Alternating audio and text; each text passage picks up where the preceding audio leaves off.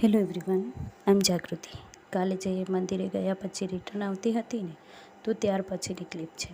રસ્તામાં એક મંદિર આવ્યું હતું માતાજીનું, તો હું ત્યાં દર્શન કરવા ગઈ અને પછી રૂમ પર ગઈ. રૂમ પર પહોંચીને તો થાકી ગઈ હતી. પછી પાણી પીધું અને ફેસને પાણીવાળો કરી અને સૂઈ ગઈ. પછી રાતે જમવામાં હતું ભૂંગળા બટેકા અને પછી બીજે દિવસે સવારે વહેલા ઉઠી અને હું તળાવ પર ગઈ વોક કરવા માટે. ત્યાં વાતાવરણ એકદમ મસ્ત ઠંડુ અને શાંત હતું અને લાગતું જ નહોતું કે અહીંયાથી જઈએ. મસ્ત તળાવમાં પાણી તો થોડું હતું, પણ એટમોસ્ફિયર બહુ સારું હતું. પાળીઓ નજીક, આજુબાજુમાં બેસવા માટેની પાળીઓ, બ્રિજીસ, ફ્લાવર્સ, અલગ અલગ ટાઈપનું ઘાસ, આ બધું જ હતું અને ફાઉન્ટેન.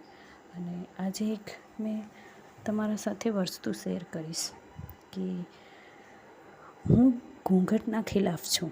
કેમ કે નજરો એ ઝુકાવે છે જેની નિયત સાફ ન હોય.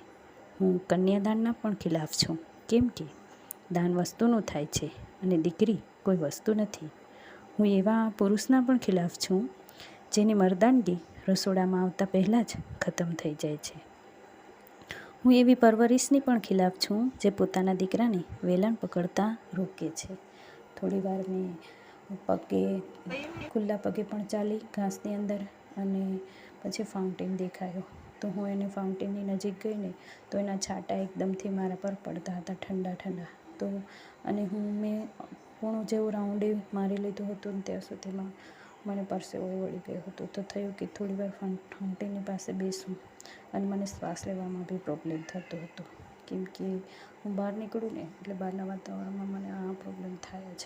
અને વાતાવરણ પણ એટલું વાદળોવાળું થઈ ગયું હતું કે વરસાદ જેવું લાગતું હતું. એટલે ફટાફટ હું પછી રૂમ પર ગઈ, રેડી થઈ અને મારે કામ હતું તો બહાર નીકળી ગઈ. પછી રિટર્ન આવી અને થાકી ગઈ હતી, પણ બપોર પછી ફરીવાર જવાનું હતું તો થોડી વાર માટે આરામ કરી લીધો અને પછી ફરીવાર ઉઠી અને રેડી થઈ અને નીકળી. બહાર નીકળીને તો વાતાવરણ ફરીવાર થોડું વરસાદ જેવું થઈ ગયું હતું અને છાંટા પડવાય માંડ્યા હતા. પછી ચાલતા જતી હતી ને તો એક વસ્તુ મેં નોટિસ કરી. મેં આમ તો આ 3-4 દિવસથી આ વસ્તુ નોટિસ કરી છે કે આ પ્લેસ પરથી હું જ્યારે બી નીકળું ને ત્યારે અહીંયા છે ને બહુ મોટા મોટા બાજ જેવા પક્ષીઓ ઉડતા હોય. એ કયા રીઝનથી ઉડતા હશે ને એ તો ખબર નહીં. પછી એ કામ હતું એ કમ્પ્લીટ કરીને રિટર્ન આવી ગઈ. આજે અહીં સુધી રાખીશું. કાલે મળીશું નવા વિડીયો સાથે. ત્યાં સુધી બાય બાય, ટાટા.